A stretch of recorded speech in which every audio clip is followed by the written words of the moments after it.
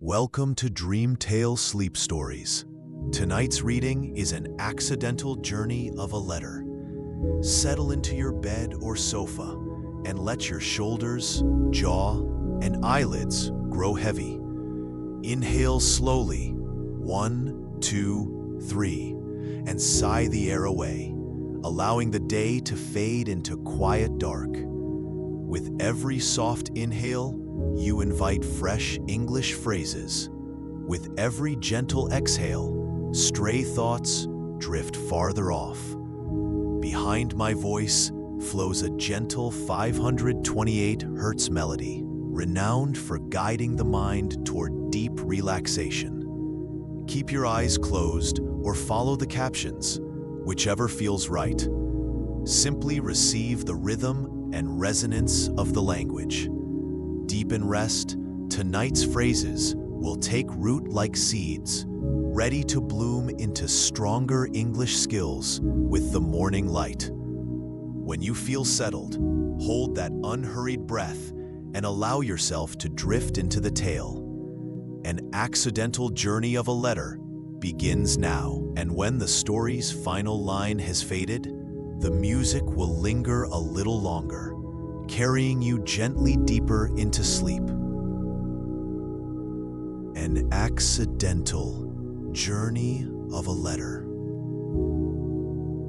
The morning of December 15th began like any other at the Brighton post office sorting facility. Mountains of letters, packages, and parcels moved through the automated sorting machines with mechanical precision. Among them was a cream-colored envelope, slightly worn at the edges, addressed in elegant cursive handwriting to Mrs. Eleanor Hartwell, 42 Rosewood Lane, Canterbury, Kent, CT2 8NX, United Kingdom. But fate, or perhaps a tired postal worker's momentary lapse of attention, intervened. The letter, which should have been placed in the Canterbury-bound bag, instead found itself at the bottom of a container marked International Europe. This simple mistake would transform what should have been a 2-day domestic delivery into an extraordinary journey, spanning continents and touching countless lives. Inside the envelope was a letter from Thomas Hartwell to his mother, written from his hospital bed. Thomas, now 73, had been diagnosed with a terminal illness and wanted to reconcile with his mother after 15 years of silence. The letter contained apologies, cherished memories, and most importantly, forgiveness for old wounds that had kept them apart. He had no idea that his mother, now 91, had been waiting for such a letter, checking her mailbox every day with diminishing hope. The container holding the letter was loaded onto a cargo plane bound for Brussels. As the aircraft climbed through the cold December sky, the letter shifted slightly, pressing against a package containing Belgian chocolates and a stack of business documents. If letters could feel, this one might have sensed it was heading in the wrong direction, away from the English countryside toward the heart of continental Europe. In Brussels, the sorting facility was overwhelmed with Christmas mail. The letter, with its UK postage and address, confused the automated sorting system. A young postal worker named Marie picked it up, squinting at the address. Canterbury, she muttered in French, mistaking it for Cantabria in Spain. She tossed it into the Spain-bound pile, unaware that she had just extended the letter's journey by another 1,000 miles. The letter traveled through the night in a mail truck, crossing from Belgium into France. The driver, Philippe, sang along to Christmas carols on the radio as he navigated the dark highways. At a rest stop near Bordeaux, the truck's back door wasn't properly secured. When Philippe pulled back onto the highway, the door swung open slightly, and several pieces of mail, including the letter, were swept out by the wind. The envelope tumbled through the air, spinning like a dying leaf before landing in a field beside the highway. For 3 days, it lay there, dampened by morning dew and dried by the weak winter sun. A farmer named Bernard found it while checking his fences. He noticed the British postage and shook his head at the inefficiency of modern postal services. Being an honest man, he drove to the nearest post office in the small town of Marmande and handed it to the clerk. The clerk in Marmande, overwhelmed with her own Christmas deliveries and unable to read English clearly, misread Kent as Kenya due to a coffee stain that had blurred the ink. She stamped it with an international mail stamp and sent it to Paris for processing with other international mail bound for Africa. In Paris, at Charles de Gaulle Airport's mail facility, the letter joined thousands of pieces of mail heading to various African destinations. It was loaded onto a plane bound for Nairobi, sharing cargo space with medical supplies, educational materials, and care packages from European families to relatives working in Africa. The flight to Nairobi took 8 hours. During a refueling stop in Cairo, the mail containers were accidentally switched with those heading to Mumbai. The letter, now thoroughly lost in the global postal system, continued its eastward journey, having traveled further from its destination than when it started. In Mumbai, the letter created quite a puzzle. Rajesh, a senior postal worker with 30 years of experience, held the envelope up to the light, studying the watermark and the Queen's stamp. British mail in Mumbai, addressed to Britain, with stamps from France and Egypt. He said to his colleague, Priya, "This letter has seen more of the world than most people." Priya suggested sending it back through the British Embassy's diplomatic pouch, a service typically reserved for official correspondence. But the embassy was closed for the holidays, and the letter was placed in a problem mail bin, where it might have remained indefinitely, if not for a curious coincidence. A British expatriate named James Fletcher, volunteering at the Mumbai postal facility as part of a corporate social responsibility program, discovered the letter. He recognized Canterbury immediately. His sister lived just outside the city. He offered to hand deliver it when he returned to England for Christmas. But his flight was delayed due to mechanical issues, and he had to reroute through Singapore.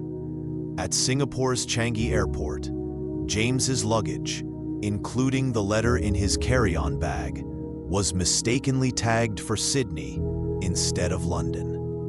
James didn't notice the error until he landed at Heathrow and discovered his bags were missing. The airline assured him they would arrive on the next flight. But the bags and the letter were now on their way to Australia. In Sydney, the unclaimed luggage was eventually opened by airport security. The letter, found among James's belongings, was handed over to the Australian Postal Service with a note explaining the situation. A postal worker named Sarah, touched by the letter's journey, evident from its multiple postmarks and stamps, decided to ensure it reached its destination. She placed it in an express mail pouch bound for London, marking it Priority Misrouted Mail. The letter arrived back in London on January 8th, nearly a month after it was first posted.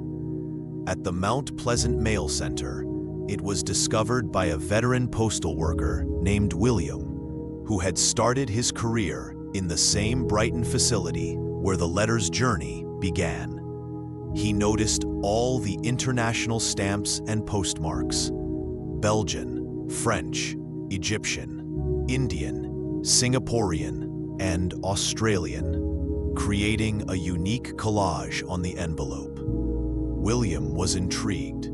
He carefully opened the postal tracking system and traced the letter's journey, piecing together its incredible route from the various stamps and markings. Moved by what he discovered and concerned about the delay, he decided to personally deliver the letter to Canterbury during his day off.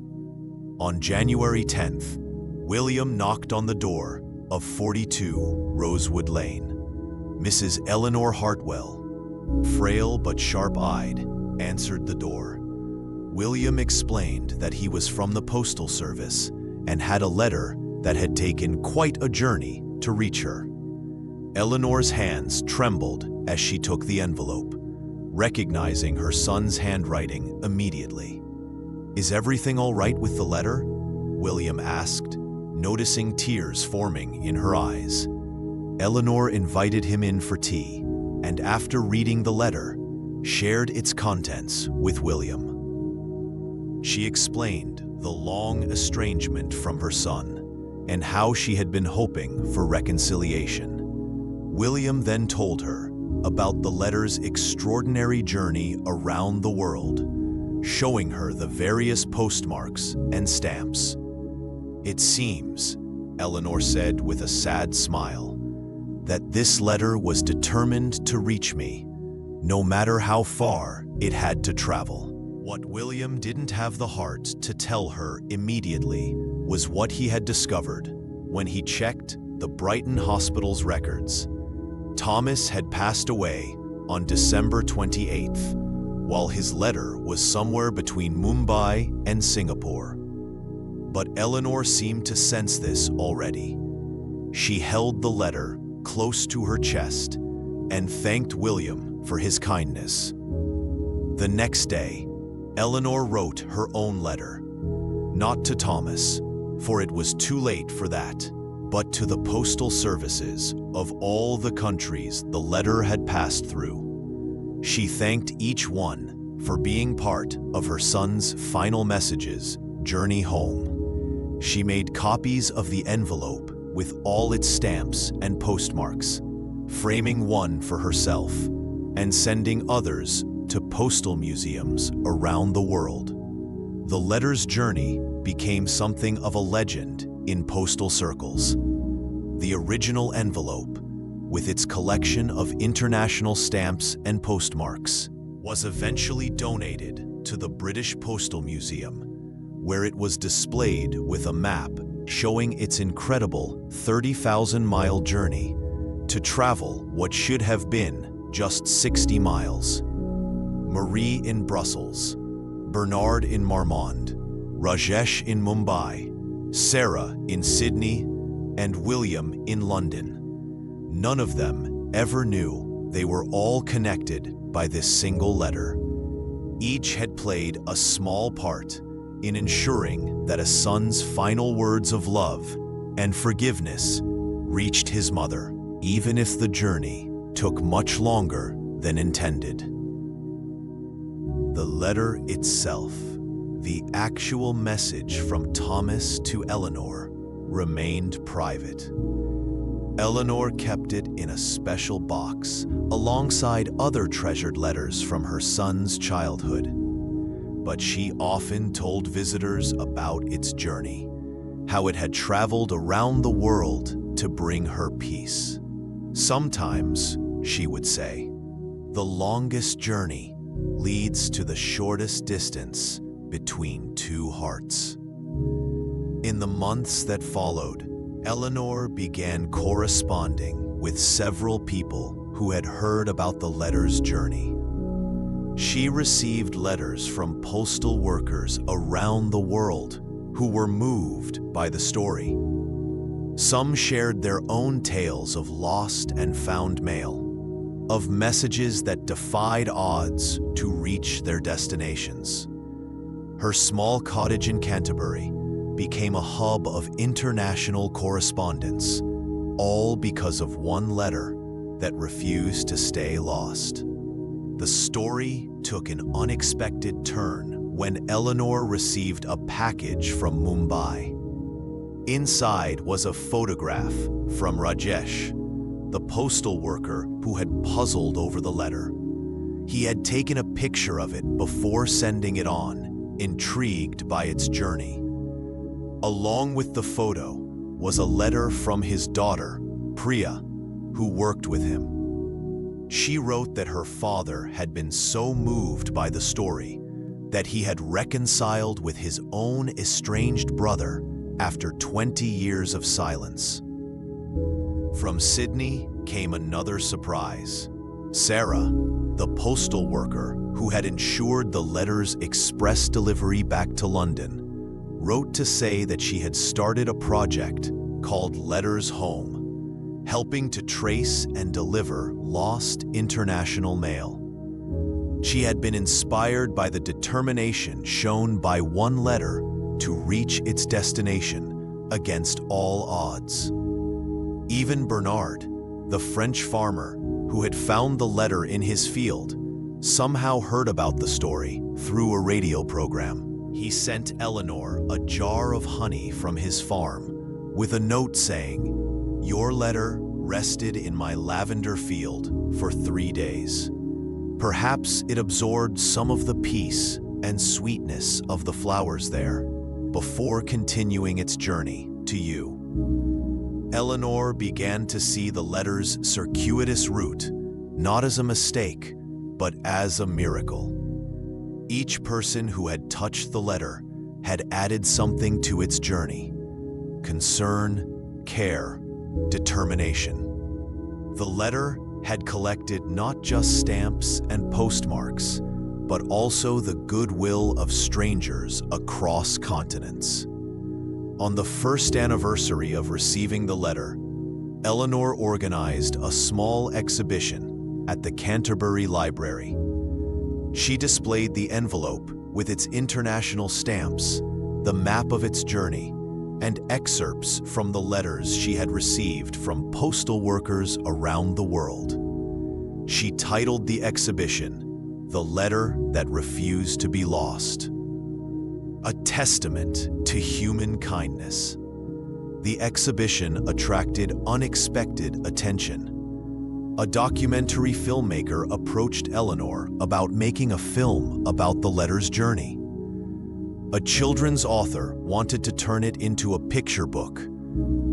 A logistics company offered to sponsor a postal workers' exchange program in honor of the letter.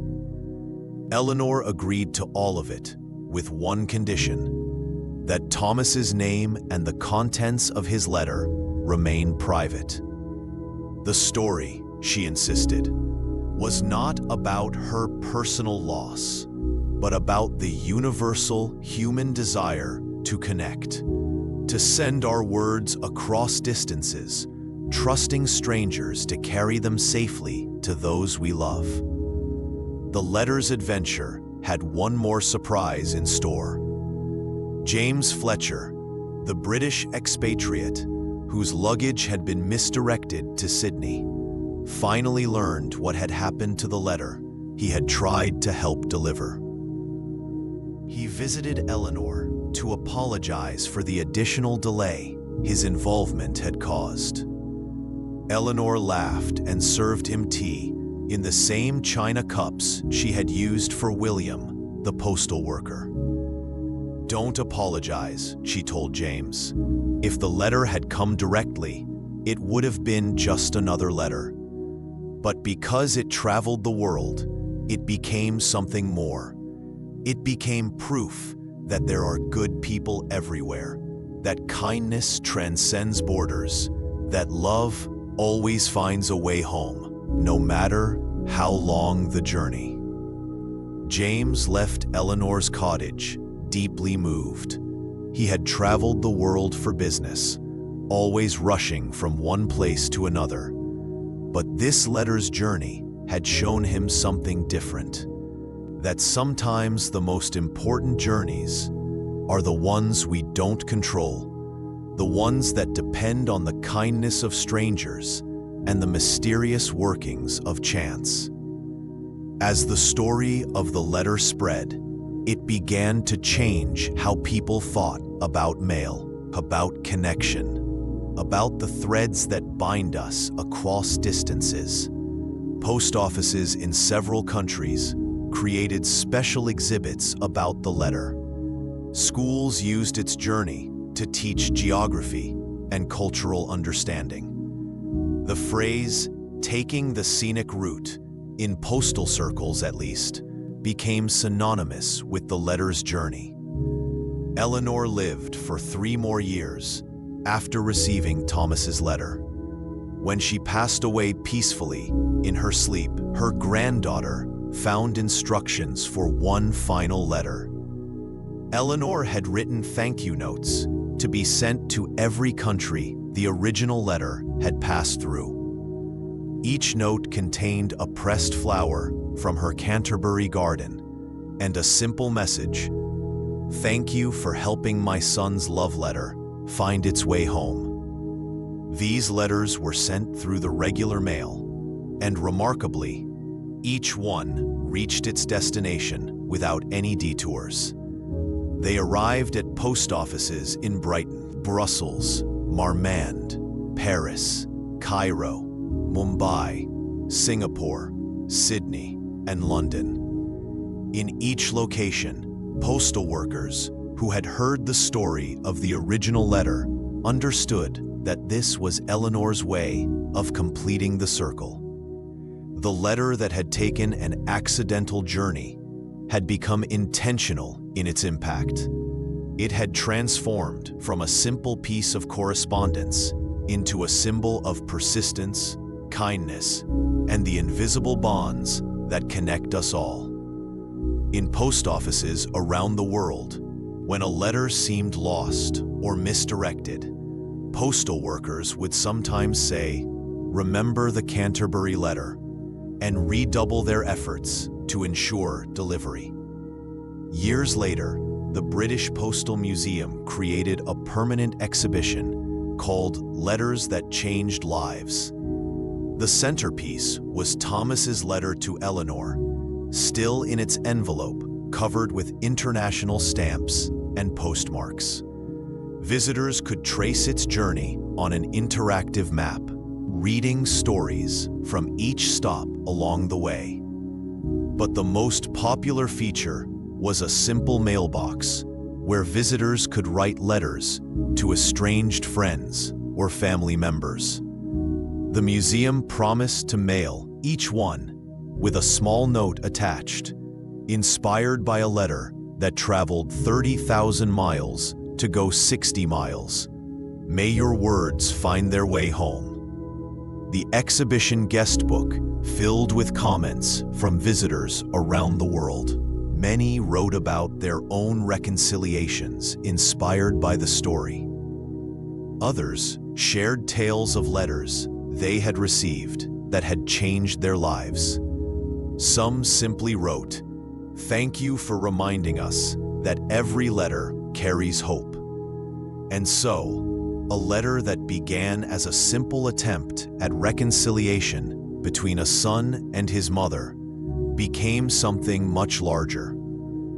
Its accidental journey transformed it into an intentional message about the power of human connection, the importance of persistence, and the unexpected ways that love finds its path home. The letter had indeed been delivered, not just to Eleanor Hartwell at 42 Rosewood Lane, but to hearts around the world who understood that sometimes the longest journeys lead us exactly where we need to be. In the end, the letter's accidental journey proved that there are no accidents in love, only detours that make the arrival all the more precious.